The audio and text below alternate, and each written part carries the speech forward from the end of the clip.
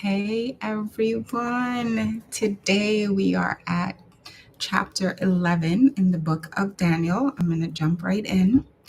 Also, in the first year of Darius the Mede, I, even I, stood up to confirm and strengthen him. And now I will tell you the truth. Behold, 3 more kings will arise in Persia, and the fourth shall be far richer than them all. By his strength, through his riches, he shall stir up all against the realm of Greece. Then a mighty king shall arise, who shall rule with great dominion and do according to his will. And when he has risen, his kingdom shall be broken up and divided toward the 4 winds of heaven, but not among his posterity, nor according to his dominion with which he ruled. For his kingdom shall be uprooted, even for others besides these. Also, the king of the south shall become strong, as well as one of his princes, and he shall gain power over him and have dominion. His dominion shall be a great dominion. And at the end of some years, they shall join forces, for the daughter of the king of the south shall go to the king of the north to make an agreement. But she shall not retain the power of her authority, and neither he nor his authority shall stand. But she shall be given up with those who brought her, and with him who begot her, and with him who strengthened her in those times. But from a branch of her roots one shall arise in his place, who shall come with an army, enter the fortress of the king of the north, and deal with them and prevail. And he shall also carry their gods captive to Egypt, with their princes and their precious articles of silver and gold. And he shall continue more years than the king of the north. Also, the king of the north shall come to the kingdom of the king of the south, but shall return to his own land. However, his sons shall stir up strife and assemble a multitude of great forces, and one shall certainly come and overwhelm and pass through. Then he shall return to his fortress and stir up strife. And the king of the south shall be moved with rage and go out and fight with him, with the king of the north, who shall muster a great multitude. But the multitude shall be given into the hand of his enemy. When he has taken away the multitude, his heart will be lifted up, and he will cast down tens of thousands, but he will not prevail. For the king of the north will return and muster a multitude greater than the former, and shall certainly come at the end of some years with a great army and much equipment. Now in those times many shall rise up against the king of the south. Also violent men of your people shall exalt themselves in fulfillment of the vision, but they shall fail. So the king of the north shall come and build a siege mound and take a fortified city, and the forces of the south shall not withstand him. Even his choice troops shall have no strength to resist. But he who comes against him shall do according to his own will, and no one shall stand against him. He shall stand in the glorious land with destruction in his power. He shall also set his face to enter with the strength of his whole kingdom, and upright ones with him. Thus shall he do, and he shall give him the daughter of women to destroy it. But she shall not stand with him or before him. After this, he shall turn his face to the coastlands, and shall take many. But a ruler shall bring the reproach against them to an end, and with the reproach removed, he shall turn back on him. Then he shall turn his face toward the fortress of his own land, but he shall stumble and fall and not be found. There shall arise in his place one who imposes taxes on the glorious kingdom, but within a few days he shall be destroyed, but not in anger or in battle. And in his place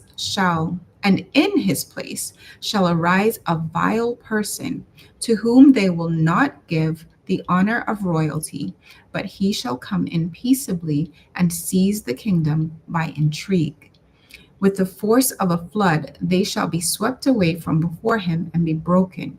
And also the prince of the covenant, And after the league is made with him, he shall act deceitfully, for he shall come up and become strong with a small number of people.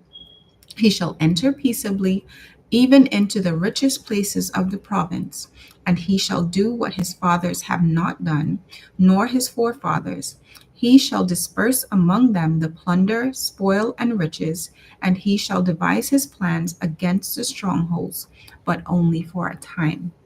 He shall stir up his power and his courage against the king of the south with a great army, and the king of the south shall be stirred up to battle with a very great army and a mighty army, but he shall not stand, for they shall devise plans against him.